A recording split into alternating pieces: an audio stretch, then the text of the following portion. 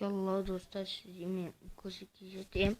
Біз сіздерге мен қалай Стив пен Алексті енді Майнкрафт білетіндерін айтатын шығарсыздар.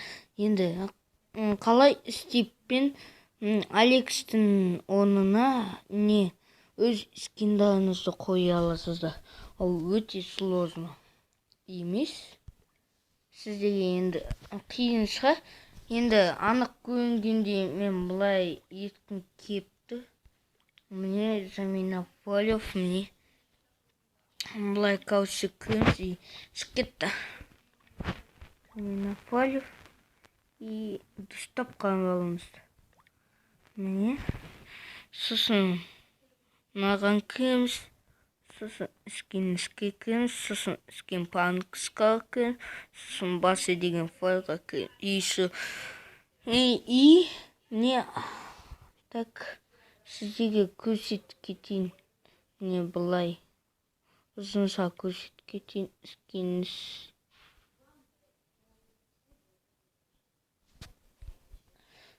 Короче, былай еткім кепті. Былай и былай.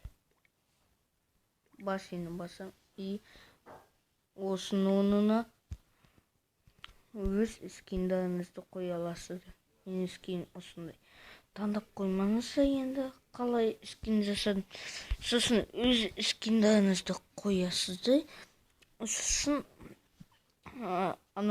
осынадан сохранить болады. Енді сохранить болады. Сосын дұрыс деген белгі тұрса, установканы әлі баспаңыздар. Бірінші сізде Майнкрафтаңызды өсіруіңіз керек сізде.